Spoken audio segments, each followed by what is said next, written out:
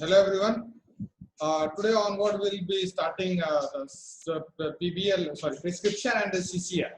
So this would be practical classes, and the practical portion which is possible or feasible to take in this way online classes, then we will be taking. The rest of the laboratory based practical classes would be conducted once the classes and scheduled thing gets in line. So in the practical session of online classes, we will be discussing the prescription writing, the CCR, which is criticize, correct, and rewrite wrong prescription, and then PBL problem solving exercises also we will discuss in this online practical classes. The basics of all this have already been given to you guys, so you know what are the what do you mean by prescription and what are the different types of prescription and so on and so forth. So theory part is over. Now practical part. What you need to do is whatever we take class on a particular day, either it's prescription, CCR, or both, or PBL and CCR, or only CCR, or only prescription, or only PBL, you need to jot it down in the practical record. So these would be the part of your final examination. So please jot it down in the record, giving the experiment number, and those who are not having practical record, who have not taken it from the hostel, then they may buy one record from the stationery shop, that biology record or the science record, the bound form one, and then they can use that. Otherwise, those who are having our pharmacology department GBP practical record, they should be writing in those record only. So today I will be taking 3 topics. There would be 2 prescription writing and there would be 1 CCR. The related portion, the theory portion, I will discuss, and then we will jump to the prescription and CCR. The prescription is related to tuberculosis. The first prescription is related to tuberculosis. Then our topic is also related with peptic ulcer diseases, and then one more topic is there. So tuberculosis, the theory part of this has been covered in theory classes, so we would not go much details of tuberculosis. Just to give the overview, just to start the prescription, you need to know the theoretically important part of this very topic, and then only you will understand the prescription part. Before coming to this very topic and then the prescription writing, I should tell you what the prescription is and what are the various type and forms of prescription. See, prescription in a loose way, you can just think about a prescription. What is prescription? Prescription, usually it's written by a doctor. It has to be written by a doctor only, right? So the prescription can be written by allopathy doctor, homeopathy doctor, Ayurvedic doctor. So it's a written form of order given by authenticated doctor or doctor itself, in which there would be drugs which is written down for the treatment of particular disease of a patient, and this has to be in a clear-cut format, and that is prescription. Prescription, there are 4 or 5 types. If you go through book, you will find some says it's 5 types, some says it's 4 types. So any answer would be correct one. So prescriptions contains 5 types. The first part is the superscription. I will show the different part when I start the prescription. So the first part is superscription that contains the details of the patients and then RX, and then we have the inscription, which is also the body of a prescription. Body of a prescription. The body of a prescription contains the name of the drugs, its dosage form, its duration, its frequency, and then coming to the subscription part. Subscription part, that is, it is an order for the pharmacist to dispense the particular drug. So that's the subscription. Then next part comes as direction to the patient.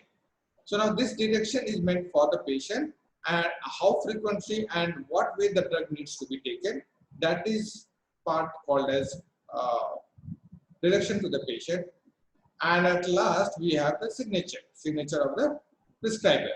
So superscription, subscription, superscription, inscription, subscription, direction to the patient, and the fifth one is signature. So these are the various part of prescription. Now coming to the types of prescription, there are two types of prescription. The first is pre-compounded prescription, and then second is extemporaneous type of prescription. What is the difference between these two types? The pre-compounded prescription means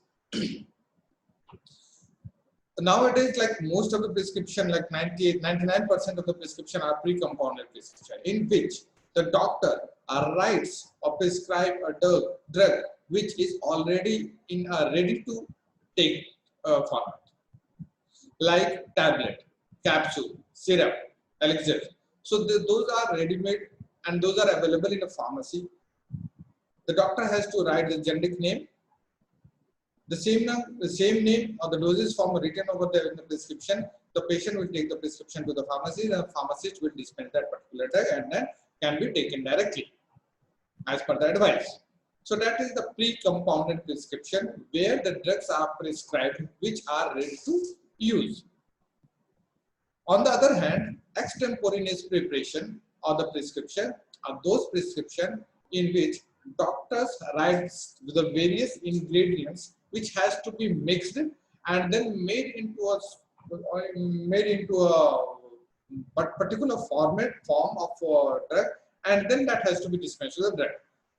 In earlier days, when Rishi Muni and when Vaidya, now also Ayurvedic preparation comes, there they take the plant extract and a root or stem or leaves, and then they make into a specific form of a dosage form of a drug, and then that is dispensed.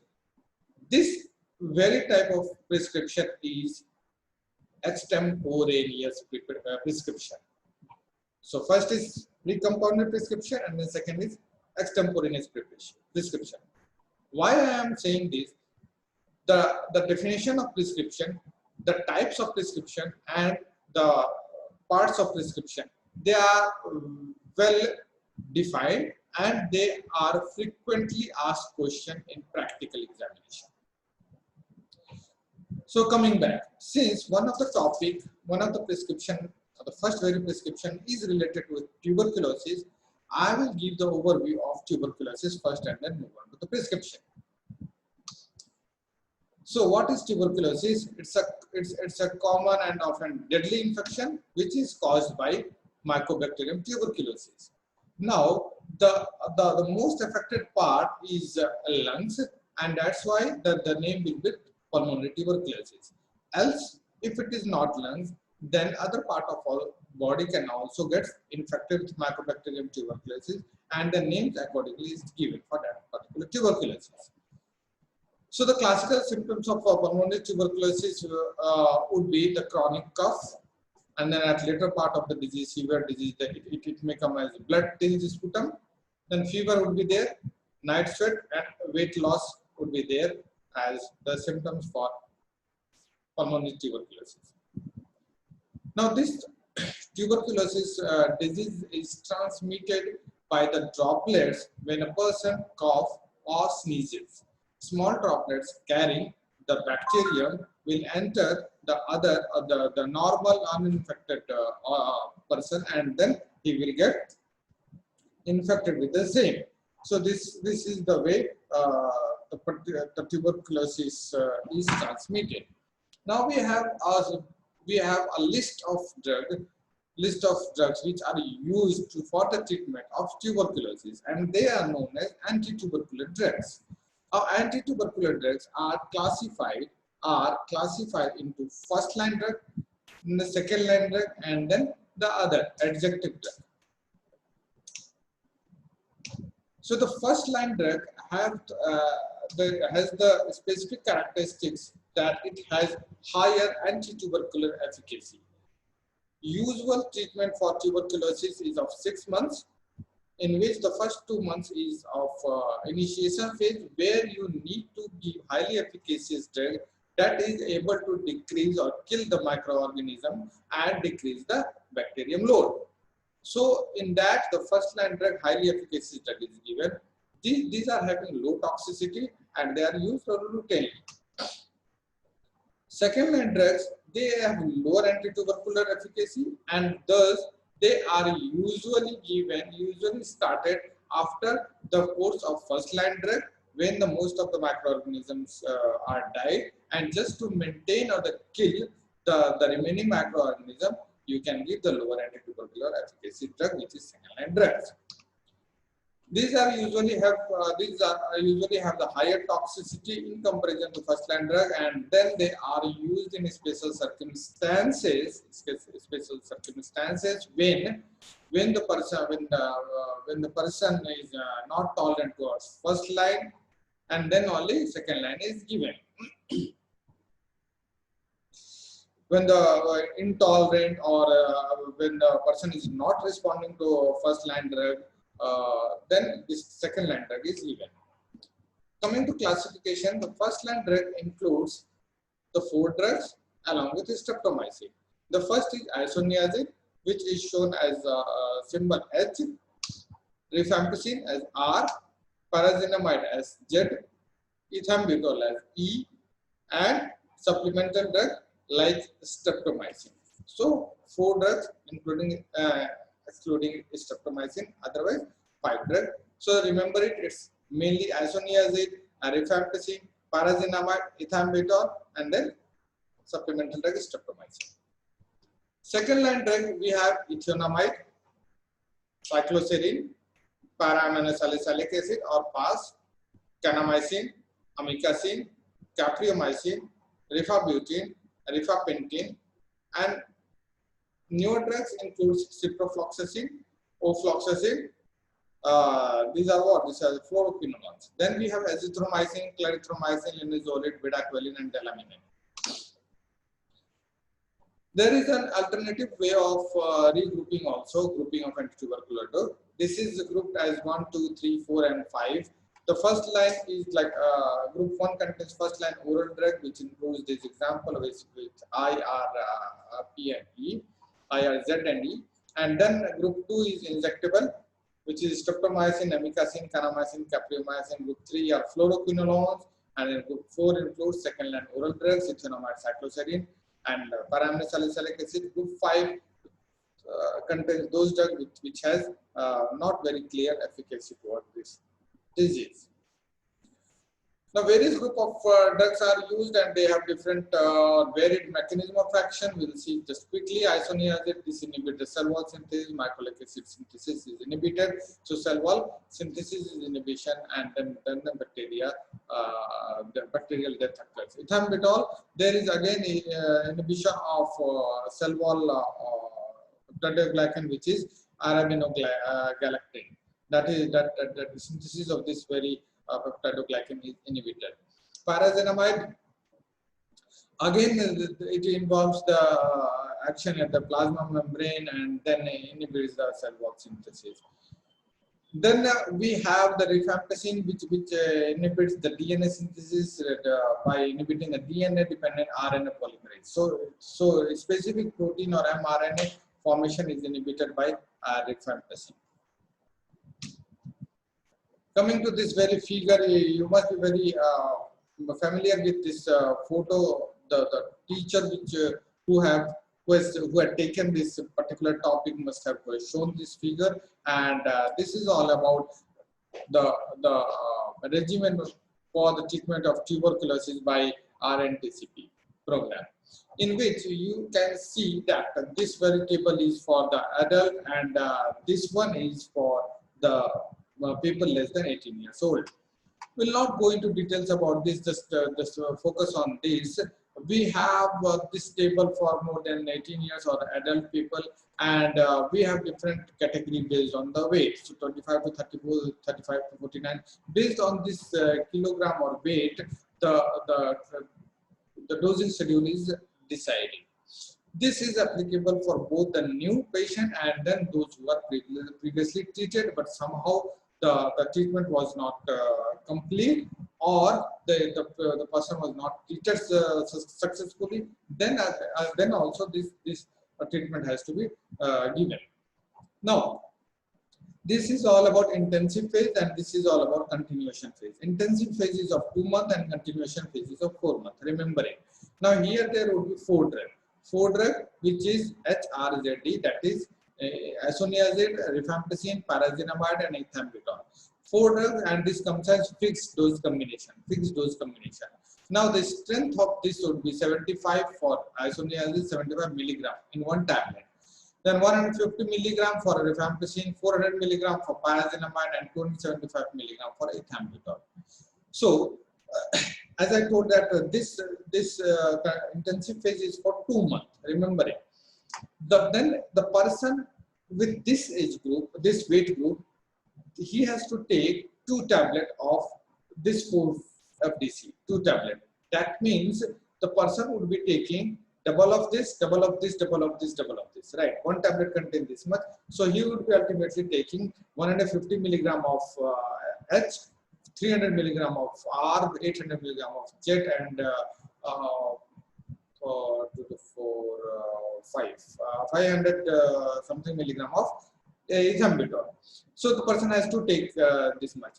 Now, since it's of 2 months, actually it is of 28 days. In 28 days in 1 month. So 28 days for 2 months, it is 56 doses. And the person has to take only once. So at once if taken in a day, that is counted as 1 dose. So for 28 into 2, that is 56 doses the person has to take. Now, coming to this column calculates the number of strips. So how many strips the person has to administer, the person has to take. So see, in 1 strip of FDC of antitubercular drug, there are 28 tablets. So if you calculate, this would be 56 into 2, that is 112. So the person has to take 4 strips. 4 strips. In 1 strip, there will be 28. So 28 into 4 is 112. Similarly, this case, like if this age group person is there, then the person has to take 4 tablets of this FDC, and for 2 months, that is 56 doses. Now, the 56 doses, how many strips the person has to take? The person has to take 8 strips, in which 1 strip contains 28. If you calculate this and then multiply this, your answer will be the same. So this way you need to understand. In a similar way, for continuation phase, there would be 3 drugs, that is isoniazid, rifampicin, and ethambutol. 3 again in FDC formulation of this strength. Now again here, say I'll take this example 35 to 49. Here the person has to take 3 doses. The person has to take 3 tablets, actually not doses, 3 tablets at a time. So that becomes 1 dose. And the person has to take this for 4 months. That is 28 into 4. That is 112 doses. Okay. So 112 doses the person would be taking. Now how many strips? If you calculate this into this, you will get the same answer of this. That means 12 strips the person has to ingulge. 12 tablets, and in each, 12 strips, and in each strip there will be 28 tablets. So you get 28 into 12. So this is the way you should understand this very table. Now the second prescription is related with epilepsy and anti-epileptic drug. See, there is difference between epilepsy and seizure. Epilepsy is a heterogeneous symptoms complex. It's a chronic disorder in which there is a recurrent seizures. And epilepsy, this describes a condition in which a person has a recurrent seizure due to chronic or underlying processes. And the epilepsy refers to the clinical phenomena rather than a single disease entity. So it's a phenomena where the complex symptoms are there and the involvement of organ tissues and regions are there. This is usually due to disorder of neuronal excitability. What is seizure? Seizure has come from the Latin word cessare, and the meaning of this is to take possession of. It's a finite episode of brain dysfunction resulting from abnormal discharge of cerebral neurons. And it's a paroxysmal event due to abnormal excessive hyposynchronous discharge from an aggregate of central nervous system neurons. What is the nature and mechanism? It's a disorder of neuronal excitability. Defective synaptic function will cause seizure. Also, if there is a reduction in inhibitory synaptic activity like GABA, then also there is possibility of seizure. Or whether if there is increase in activity of saturated neurotransmitter, that is glutamate, then also seizure may happen. For partial epilepsy, the neuron undergoes depolarization and fire action potential at high frequency, and then sodium channel is open for prolonged period of time. Whereas for generalized epilepsy, this arises from reciprocal firing of the thalamus, reciprocal firing of thalamus and cerebral cortex. Here, thalamic neuron are activate the T-type of calcium channel. Genetic type includes the juvenile myoclonic epilepsy and the childhood absence epilepsy. This classification of seizure is from Harrison of 17th edition. There is partial seizure, which is classified to simple partial seizure, the complex partial seizure, and the partial seizure with secondary generalization. There is primarily generalized seizure in which there is absence seizure, there is tonic-clonic seizure, there is tonic seizure, there is a myoclonic seizure, and then there is atonic seizure. And then there is unclassified seizure. There is unclassified seizure, which will, like example, neonatal seizure and infantile seizures. So this is the classification of seizures. You need to remember: generalized, partial, and unclassified. Generalized, absence, tonic-clonic, tonic, atonic, myoclonic. Partial, simple partial, complex partial, and partial seizure with secondary generalization. Coming to the choice of anti-epileptic drugs. There are, we have seen that what are the various type of seizure, and based on the type of seizure, there is a choice of drugs. So the first choice and an alternative second choice. For simple partial or the complex partial seizure, the drug of choice can be anyone from this, like carbamazepine, phenytoin, and valproate. Alternative drug like lamotrigine, gabapentin, these are the newer drugs. Gabapentin, levetiracetam, topiramate, tiagabine, oxcarbazepine, and phenobarbital can be chosen from. From seizure type, for seizure type generalized tonic-clonic, the drug of choice can be from carbamazepine, phenytoin, valproate. Alternative drugs like lamotrigine, topiramate, phenobarbital can be there. Absence seizure for treatment of this particular type, ethosuximide or valproate can be given. Ethosuximide is the drug for the treatment of absence seizure. Alternative drug like lamotrigine or clonazepam can be given. In case of atypical absence, atonic and myoclonic seizure, valproate is the drug of choice, whereas clonazepam acts as alternative.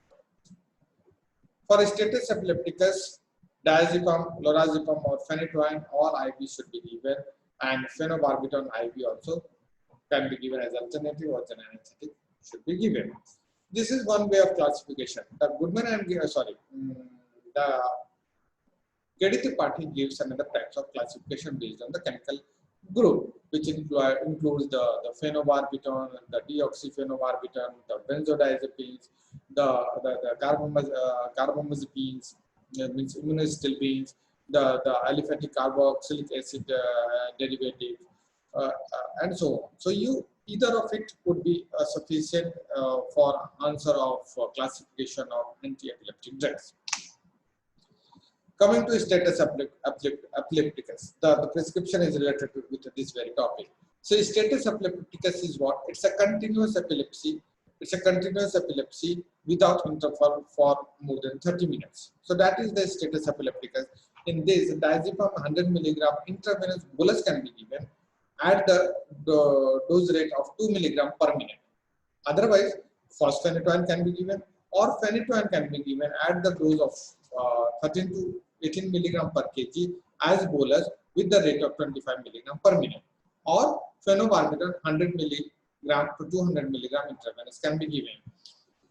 The preferred drug is diazepam, lorazepam, and this phosphenytoin.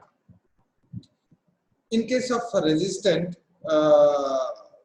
status epilepticus, general anesthetics can be given and curarization can be done. Now, one more topic is there, that is for criticize, correct, and rewrite, and the topic is related with peptic ulcer, so I will deal it briefly.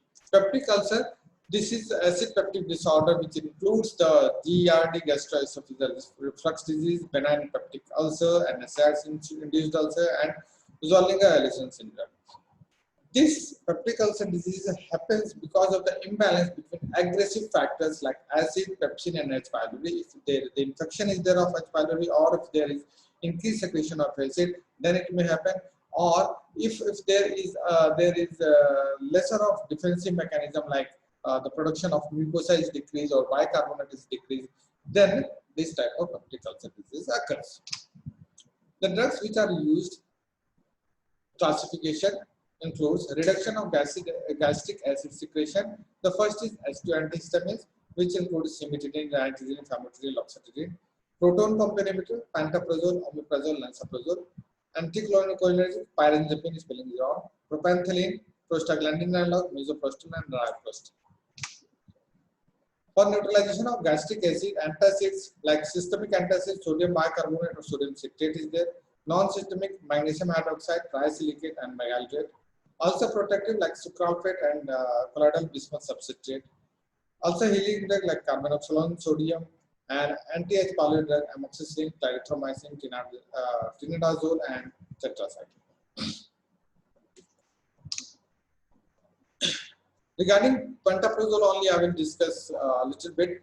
The site of action is gastric parietal cell, body or fundus may be there, in which there is a proton pump which is called as H plus K plus ATPase. This secretes H plus ion in the canaliculi of the parietal cell, and this gets activated by histamine or acetylcholine or gastrin.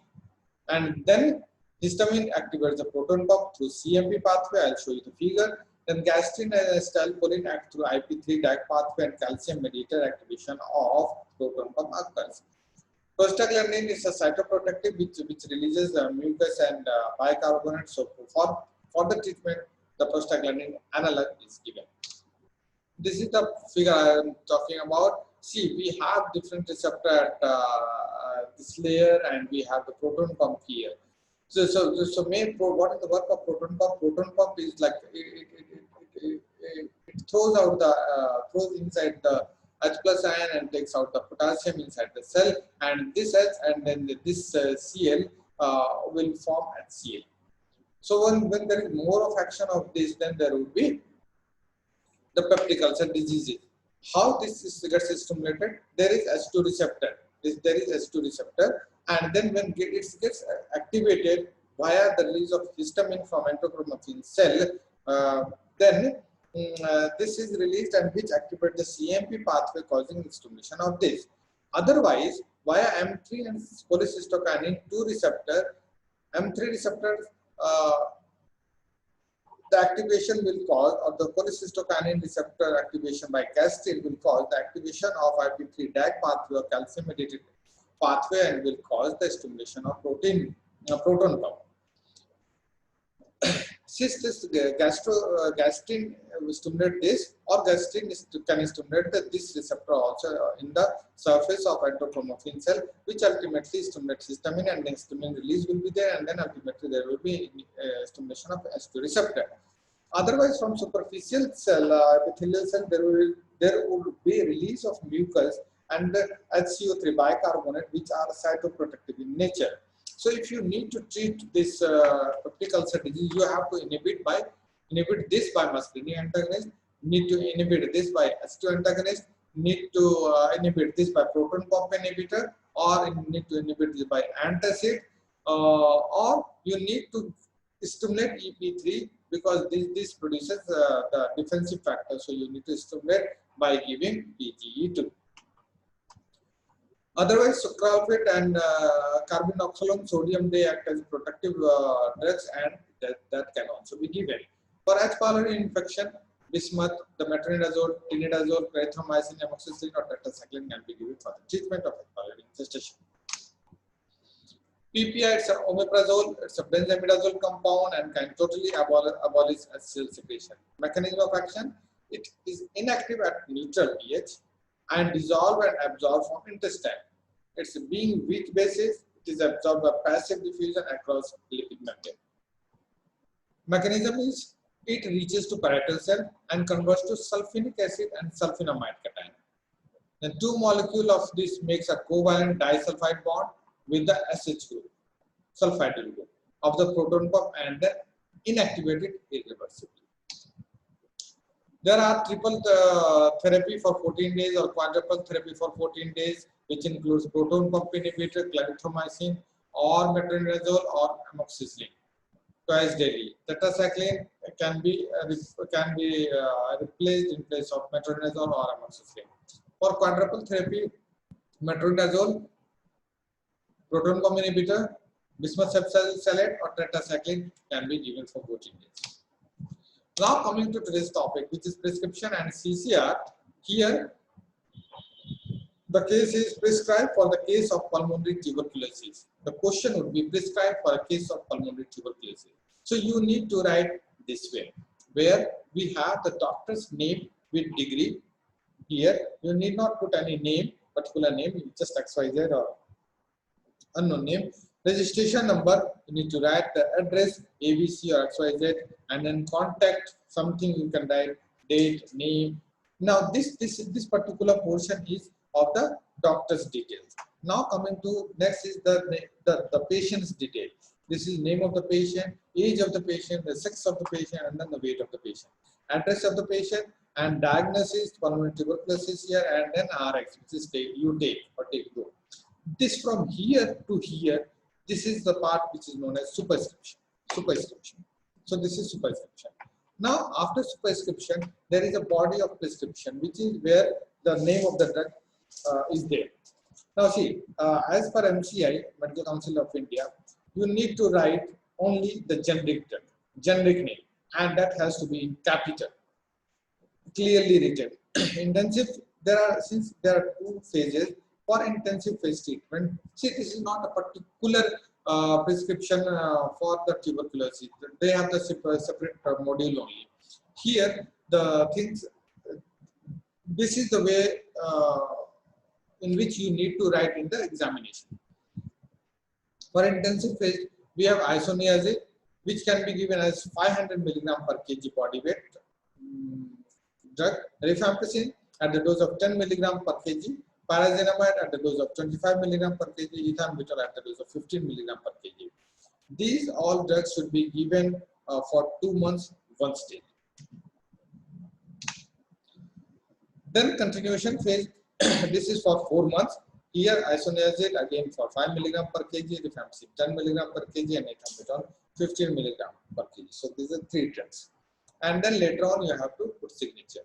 So superscription, inscription, then here one more subscription has to be there, that dispense above mentioned drug, and then direction that all the drugs should be taken once daily. Here the direction would be different. All the drugs should be taken once daily for 4 months. For intensive phase, all the drugs should be taken once daily for 2 months. Okay. Oral. Now the second prescription is prescribed drug for a case of status epilepticus. Now status epilepticus is a condition of emergency. So you need to treat by giving intravenous injection, and that has to be available right there. So in this type of prescription, there will be again the same doctor's name, registration number, address, contact, and then the patient's details, name, age, sex, weight, diagnosis, and then here the first drug is injection lorazepam with 4 milligram intravenously. It should be given slowly over a period of 2 minutes.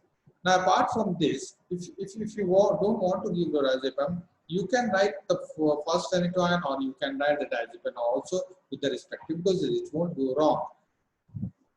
So, lorazepam, benzodiazepine group of drugs is for the treatment of status epilepticus or diazepam or phospheniton or phenytoin. But injection form, because it's an emergency condition, you need to treat it as fast as possible. Then the third topic is criticize, correct, and rewrite. This is a full form. CCR. Criticize, correct, and rewrite the wrong prescription, which is as under. In this prescription, the first drug is aluminum hydroxide gel, 0.5 milligram. Sorry, 0.5 gram every 3 hours orally. Then second drug is tablet, ranitidine, 500 milligram. Then one tablet twice a day, then capsule sucralfate 1 gram OD for 2 weeks, then tablet sodium bicarbonate 0.5 gram, 2 gram per day in divided dose. Now criticism, what you need to do, you need to criticize this prescription. You need to find out what's wrong is there in the prescription, whether the drug's name is wrong, whether the way it is written is wrong, whether the dose is wrong, whether the combination is not proper, means this drug is not compliant with this drug, and whether the direction is given which is wrong, whether the parts are not there. So in every way you have to criticize this particular prescription and make a point and write it. And then you have to correct this prescription and write the correct prescription, which is correct rewrite prescription. So for criticism, we can see that there is no prescription. There is no details of the doctor. There is no details of the doctor. RX is not there. Diagnosis is not there. So that one. Then aluminum hydroxide gel.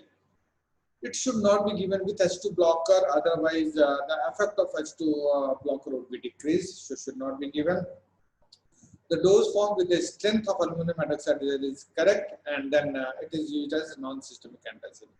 Ranitidine is a H2 blocker. It's used in the peptic ulcer diseases, and dose of this drug is not proper here. Ranitidine is 150. The usual dose is 150 or 300 milligram. So H2 blockers is the dose is not correct, and this is not as much as effective as that of proton pump inhibitor. The dose, as I told, it can be this or this. Then coming to capsule sucralfate. Sucralfate, its indication is correct, but this is not to be given with antacid. Otherwise, the efficacy of sucralfate will decrease. So dosage form is wrong. There is interaction between two drugs, so should not be given. It is generally given 1 gram as a sachet, and the frequency of administration is also wrong. For sodium bicarbonate, it's a systemic antacid and produces alkalosis. So non-systemic antacids can be preferred. So instead of systemic, non-systemic antacids can be given, but this systemic antacid should not be given with sucralfate. The interaction is there, and there is not a signature, no signature also in the prescription. So these are so many wrong parts in this type of prescription. So what is the correct prescription? See, for peptic ulcer diseases, you can write ranitidine as a drug. Okay. Or better you write the drug which is prescribed more oftenly and which is the more efficacious drug. So in that we write the doctor's name, registration number, address, then the details of the patient, then diagnosis as peptic ulcer disease, and then the drug, which is tablet pantoprazole, 40 milligram once daily. Prescribe 7 such tablets and review after 1 week. Therapy continues for 4 to 6 weeks, and then signature is there. So this part is superscription, this part is inscription, this part is subscription, this part is direction to the patient, and this part is signature. So all 5 parts are there in this type of prescription. So this was all about the three topics. The first prescription, pulmonary tuberculosis. The second prescription prescribed for a case of status epilepticus, and then third was a criticize, correct, and rewrite prescription, wrong prescription of peptic ulcer diseases. Thank you so much. Please write in the record.